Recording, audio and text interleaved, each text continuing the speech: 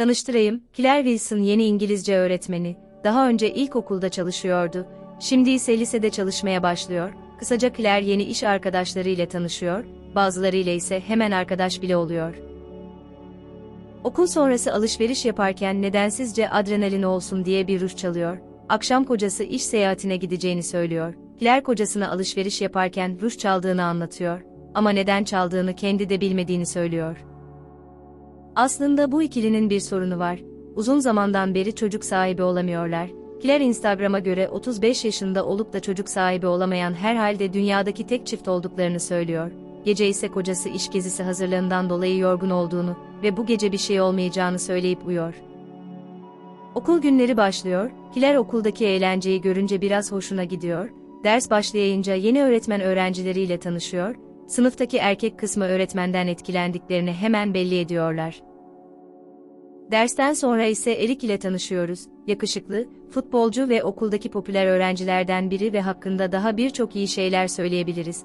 Eric Teksas'taki kolejde burslu okumak istiyor. Giriş sınavları Aralık ayında olacak ve Eric her kulvarda bursa uygun, bir tek finallerde 1250 puan alması gerek. Eric için ise bu durum imkansız gibi bir şey. Daha sonra futbol oynarken Eric'in arkadaşı arabasına giden Claire'i görüyor ve beğeniyor.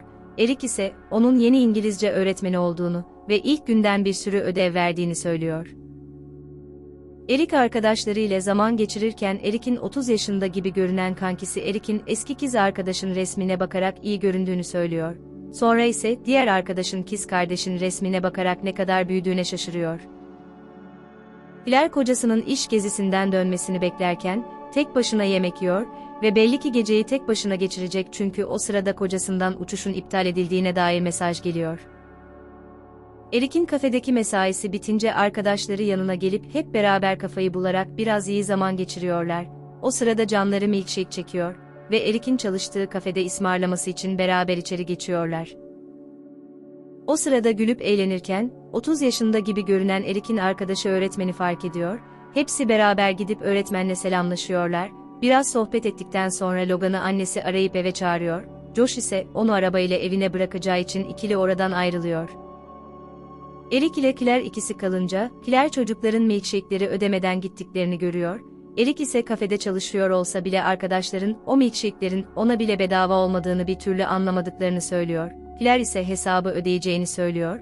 Eric bu duruma karşı çıksa da Claire kendisi de genç oldu ve durumu anlayış ile karşıladığını söylüyor. Daha sonra ise yiyeceğini de Eric'e ikram ediyor. Bu şekilde sohbet yavaşça ilerlerken, Eric öğretmenin nereli olduğunu soruyor. Claire ise burada uzun zamandır yaşadığını ve Teksas'taki kolejde okuduğunu anlatıyor. Eric de oraya başvurduğunu fakat final testini geçeceğinden emin değil.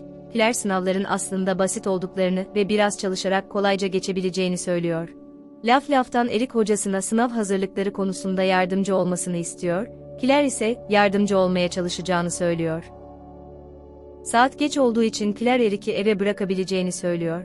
Yolda giderken Claire şarkı açıyor ve Eric şaşırıyor öğretmenin dinlediği şarkıya. Claire ise öğretmen olmam iyi şarkı sevmediğim anlamına gelmez diyor. Sonra ise Eric öğretmenine teşekkür edip yarın derste görüşürüz diyor. Evde Claire telefonda uğraşırken Eric'ten gelen takip isteğini görüyor ve gülümsüyor fakat kabul etme konusunda acele etmiyor. Daha sonra ise rüyasında Eric'i görüyor. O sırada iş gezisinden gelen kocası Claire'i uyandırıyor. Ertesi sabah Claire hazırlanıp çıkarken sabah sporundan dönen kocası ile karşılaşıyor ve öğretmen arkadaşı ile bir şeyler içmeye gideceğini söylüyor. Kocası Claire'in arkadaş edindiğine sevindiğini söylüyor.